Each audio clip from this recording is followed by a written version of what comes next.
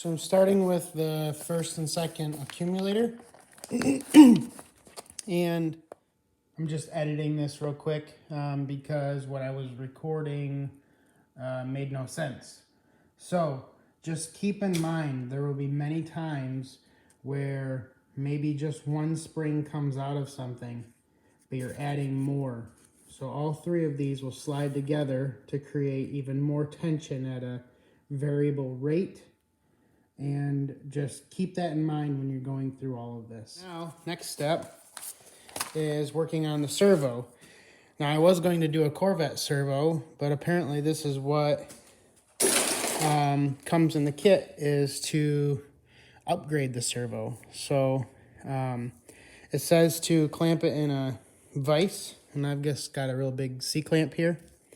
And what that does is relieves the pressure behind this steel. There's a shoulder right here on this shaft, so it's holding it all together.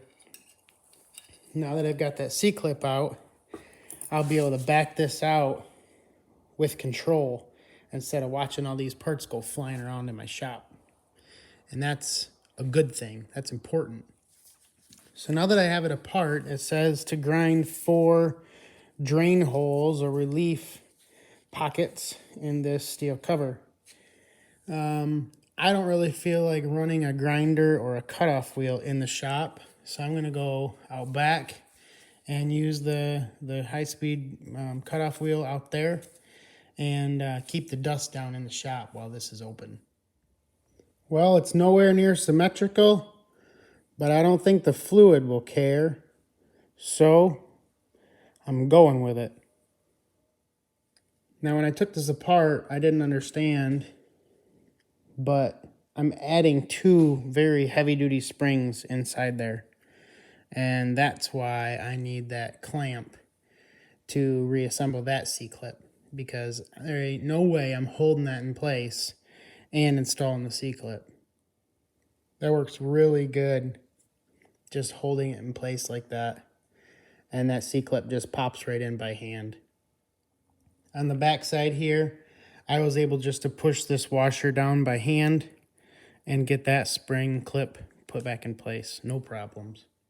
Now, I don't know exactly how all this stuff works, but I know that, more spring, more pressure, more fluid pressure means more affirmative shifts and better lockup when you're going from one gear to another. But look at that shim. That's, I don't know, maybe around a 1/16 of an inch. And that'll be applying more pressure in here on this entire housing when I put the final cap in place and put that final C-clip in. So, I mean, everything's going to have way more power, more pressure. It's going to be great. So I've got this assembled, put back together with that C-clip in, or big snap ring, whatever you want to call it. And it was ugly. It did not go well. It was challenging to get it in place and not want to just push back out because of all that spring tension and that extra shim. So I used a pipe clamp. And I'm going to tell you, it was not pretty. I used the pipe clamp against the selector and this 3/4 inch square tubing as a lever against my knee, pushing this way because my pipe clamp was up here and I had to get my pressure down here. And then to get that C-clamp behind all that stuff and tap it in with a screwdriver, I'm telling you, it was not pretty. And they say you can do this in a vehicle, and I'm glad I didn't. I'm glad it was on a bench. On to the next page for the pressure regulator. That is this large, there's 2 holes with C-clips. This large one here, you remove that first piston and just replace the 2 springs. It has a big stack up of the drawing, but the pressure regulator doesn't even need to come out. You just basically, and that that little piston there comes out with the boost bushing. So just replace those two springs and put it back together. And then the screen fix, it's referring to this screen here on this plate. So yeah, I did just have to pull this back off. And yeah, I do need to drill some holes in this plate here. So this is saying that I can shove a wire spacer in here, but the wire is so long it'd be sticking like way up here. And I don't know as if the valve body has room for that, but it also says I can just drill a few holes in the top of the screen, so that way it won't it won't allow the restriction to even happen. It just sucks fluid right through. So I think I'm just going to do that and rely on a clean filter to do the rest of the job. Man, this is getting crazy. I went through and drilled all the holes that I was supposed to in there up to 93 thou, and checked a few things and inspected the holes, and it's all good to go now. Now this is the isolation valve, and I'm replacing, I'm replacing all of this with this. So now this bolt is literally just to kind of clean out this hole, and I have to push this in and out. It says 20 times, making sure that it falls in and out just fine. And I'm thinking it's just checking the bore, making sure it's clean. Apparently some of these are rebuilt at GM, and they get bored out, and so there are things that can be done, but I'm good with just using what's here and the blue spring and getting it all in. But getting this out, getting this last piece out of this bore was a challenge. And so I ended up using my finger and covering the majority of this slot, and then using compressed air in that little hole right there to shoot the rest of the pieces out. This next page, there's just a bunch of springs that get replaced.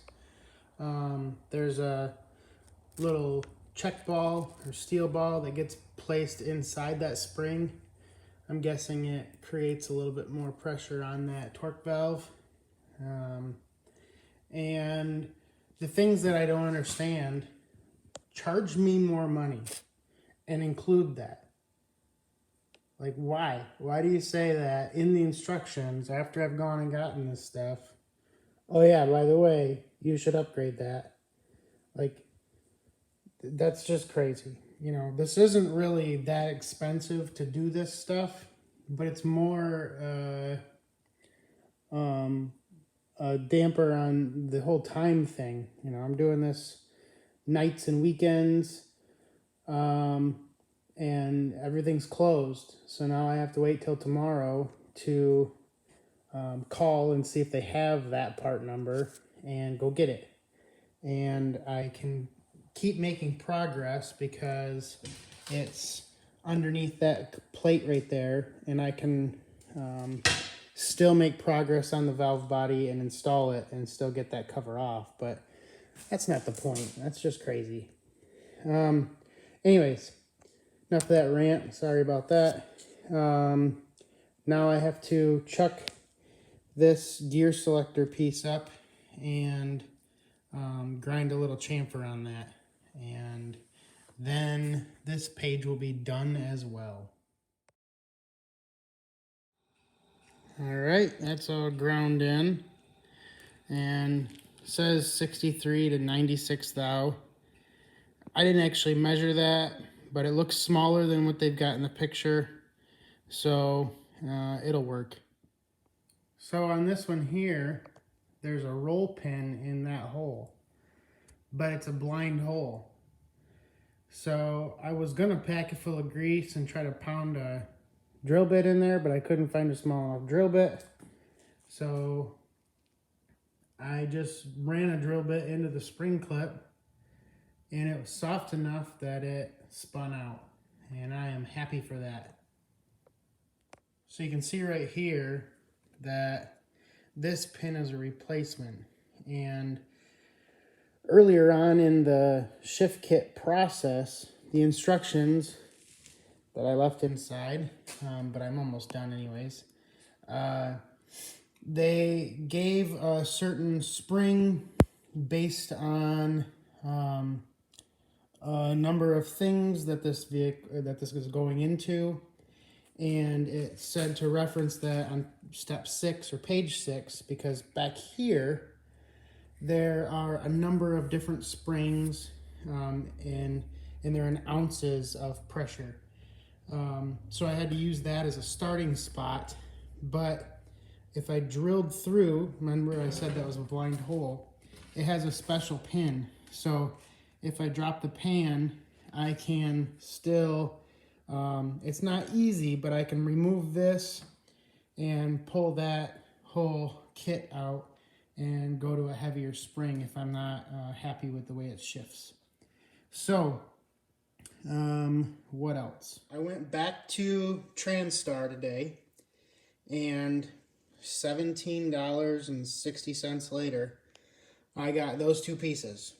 Like I said yesterday, I don't understand why they wouldn't just put that in the kit. Charge me $20 more and put it in the kit. I really don't care. But the drive, the hour and a half that took me to get there and back today, and the extra gas, it was just kind of foolish. I'm sure this place sells plenty of these kits and are aware of it. And they literally just walked through a door, grabbed the parts, and said, here you go. So they're readily available. Anyways, enough of the rant. Let's get this job done. So this is the forward piston, and it goes right behind this little cap here. So I just got to break that loose, replace the forward piston. I have to carefully pull the O-ring off. I probably should have just gotten new ones. And the second piston is for the accumulator right here. All right, now for the 4th gear accumulator. Originally, this was in the bottom, then the spring sat on top against the bottom of this plate. And now it's saying to put the spring in and put this on top and upside down like that. So I had the seal off, and so I just threw some training fluid on there. Now I'm going to tap that back in. Oh, never mind, I don't have to. And it is good to go. So I've got that check ball there, and the other one I pointed out right there, it's got that little clip holding it in place, so that's never had to come out, and they don't even say in the instructions to worry about that. So now it is actually finally time to get the accumulator and that plate and all the check balls all back in place and start the assembly of the transmission for good. I do feel like I must tell you that though I have fixed transmissions in the past and I've gone through them before, never have I ever done extensive work like this with following the instructions of a shift kit. I don't know what most of these components do, but I can tell when they are worn, and I do know the basics of taking stuff apart and fixing it and putting it back together. So for the people who may someday watch this and think, there's no way I could do that, take your time, watch the pictures. This paperwork here, it doesn't always go 1 through 4, or the steps. Sometimes they kind of go around the page this way. It's just however it fits in there. Like this. Step 1, 2, 3, 4. And then there's a lot of busy stuff here. But if you look at the slots and the holes and what they tell you to do, what they tell you to inspect, it's really not that challenging. So if you have basic tools, it really didn't take a ton of special stuff to get into this and get this far. There's really no reason to be afraid of a transmission. One thing that I just find crazy is the amount of slop in things as they come apart, as they go back together. It just doesn't feel right. When you're used to a 3/1000th or half a thou gap and stuff, for you machine workers, this is just funky that there's really no major specifications like that. They're like, well, you know, an 1/8 to 3/16 of slop is okay. Like, really? That's crazy. But I promise you, it will work out somehow. I don't know. I mean, I understand that all of these are little circuits, and they're telling the transmission where to flow the fluid and what clutch pack to lock up. But whoever designed this is way smarter than I am. I just have wrenches, and that's where I'm going with them.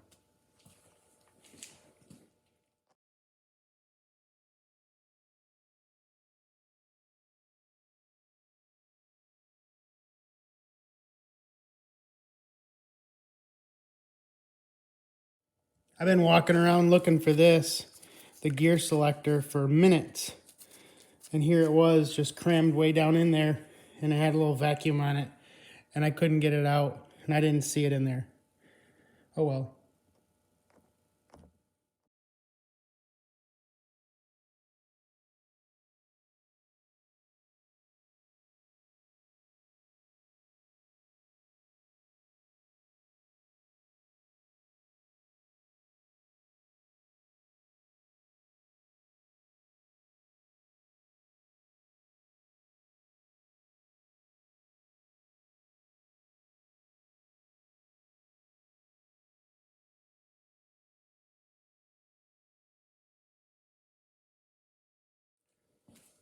If you're still watching, which I don't know why you would, did you figure it out? Did you figure out what I screwed up? There's 3 screws right here that are just finger tight. Now, there's clearance. I can just get in there with a wrench. But I was just counting all my bolts, and I just went through the pattern, just kind of at random, center out, and then just figured I'd make sure they were all tight, counting them. And then I realized that those are down there. I don't know what that does, but they need to be tight. There's no reason to leave them loose. So I'm going to sneak in there with a wrench, and all will be well in the world.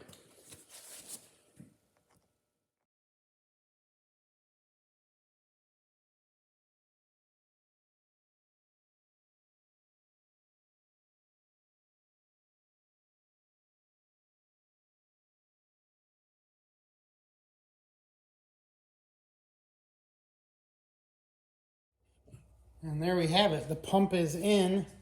I just tapped it down with this this hammer here, and I can see right here that my mating surfaces are together. Excuse me. I'm allergic to all this work. All right. So I just need to tighten these up, and I am unsure of a torque spec, and I'm sure I could look it up, but it was kind of surprising to me when I took it apart that these were not super tight. There's a little rubber washer behind the head, and I can feel it kind of drawing this tight, so I'm going to go through like a little bit of a star pattern, but I am not going to get like a big old breaker bar. Like, I can feel that's tight. I can still see it moving a little bit. But they don't need to be torqued down like these ones were. Those ones were super tight. These ones, not that bad. So I'm not even using the whole handle of the ratchet. just to get it tight. So I'm going to keep going around,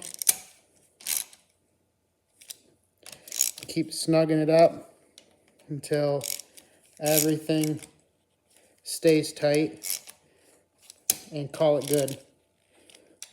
Then I can put the TCC solenoid and I don't remember the other one.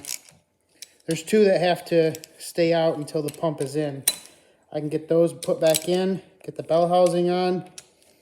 This thing is ready for a pan and a truck. So, thank you for watching. If you are watching, if you have questions, feel free to reply, and I'll get back with you as soon as I can. I typically like to reply to any YouTube comments, but that's that.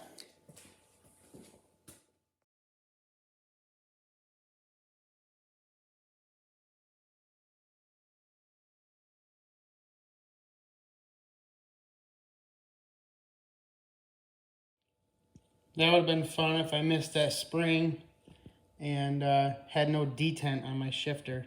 That would have been really cool. Make sure not to forget that orange O-ring on the input shaft. That needs to come off for the pump to get out. So it's very easy to forget that when you're putting everything back together. So I've got to tighten down my bell housing bolts. I've got to clean up my pan. Get the old gasket off and get it cleaned up. And this will be done. Thanks for watching again.